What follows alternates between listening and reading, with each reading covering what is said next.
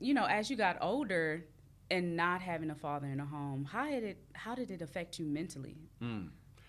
Just a warped sense of what manhood is, really, and then the insecurity of trying to prove that. So Yeah. you have a warped sense of what manhood is because you're looking at the boys in the hood, or the men that are still acting like boys that are on the block in the hood that are older than you, Yeah. and the dirt that they're doing, but they got respect, right? They're commanding fear, and so Yes. with this kind of warped sense of what manhood is as an adolescent, that's what you were seeing. Yeah. And I can remember,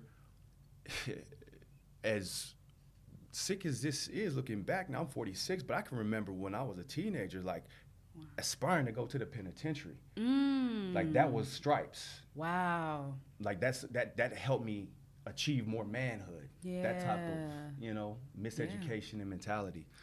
So not having a father in the home, if you have a father in the home, he help correct that and help put you, nah, son, you need to excel at things that are gonna benefit your family, the community. Yeah. So there was a void of that type of voice, big time. Yeah. And you know what I noticed too, like a lot of young men, because I grew up with a lot of brothers. And, my dad was not instrumental in our lives, but he wasn't far to find. Like we can go to my grandma's house and we can find him. But, Right. Just having conversations with them and some other young men in the neighborhood, now that they're fathers, they're making up for what their father didn't supply them. They're making sure that they're in their kids' life and going to football games and having those conversations. And I think that's what a lot of young men are missing now, the ones that don't, unfortunately, they don't have a father in a home. And you see these things going on in LA, all these robberies that are happening, shoplifting. What is your perspective on that? And what can we do to put in place to help young men specifically to really get a hold on what's going on in society? Well, part of the responsibility and blame goes to my generation, right? I'm 46. And then the generation before me, because something happened in the 80s where we lost as a people leadership of behaving with dignity, right? Like in the 60s and the 70s, we had the civil rights leaders, right? And then we had black-centered political parties like the Black Panther, or the Nation of Islam. The Nation of Islam still exists, but it was more prominent, and the Black Panther, obviously, party was more prominent in the minds of black people. And whether or not you subscribe to their political philosophies, they had leadership and represented a type of dignity, right?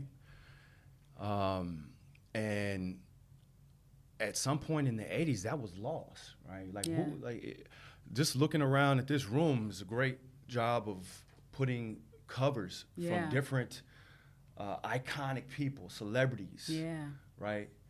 And they're all entertainers or sports. We don't have Malcolm X anymore. We don't have Dr. Martin Luther King anymore. We lost Nelson Mandela.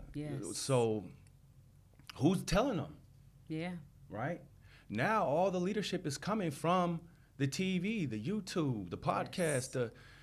So what my hope is that, one of these iconic celebrities, one of these black iconic celebrities, and I don't need to name no names, we all know who has that kind of power, that their heart is moved and breaks enough to where, with sincerity, they link up with somebody in the streets, in the trenches, that is serving our people, that doesn't have that platform that one of these black iconic celebrities, whether it's in music or in sports, or on the big screen movies, has, because we're seeing the fruits of that void, right, with this generation. And they're chasing that bag. And that's a whole nother topic. I'm a student of history and love history. One of the subjects I excelled in school, one of the few subjects I excelled in school.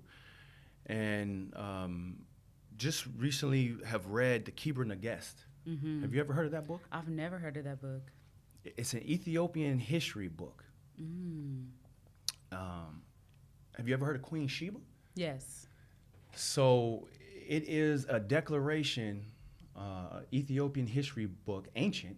Mm-hmm. They don't know exactly when it was written. They speculate around 150 AD. Yeah. So antiquity time. So, but it chronicles the story of the monarchy in Ethiopia and the dynasty that they had through ancient times and what they were able to achieve. And when we talk about we come from kings and queens as a people, we really do, but a lot of us don't really know who those actual people are, were in history, right? We say, oh, we come from kings and queens.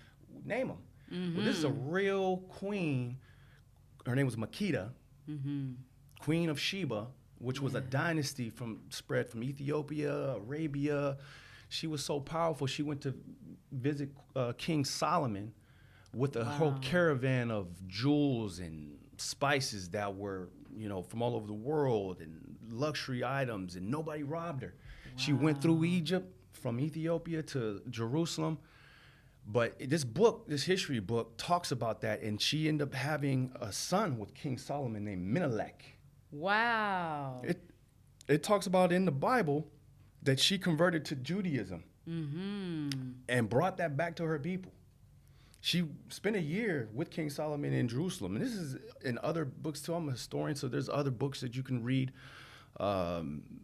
The book of Jasher, and this is in the Ethiopian Bible. But before I go too far on a tangent, so I recommend every African American to read The Keeper and the Guest. It will give you more of a sense of pride that is directly linked to history. Yeah.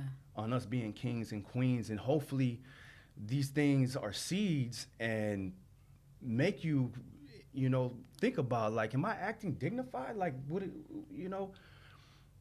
Psst, you, come here. Yes, you. Have you been struggling to stay consistent with your content? We've all been there. You told yourself you was gonna post about a year ago, but you have yet to post today. But don't worry, I got you covered. Introducing the Ultimate Content Calendar Blueprint.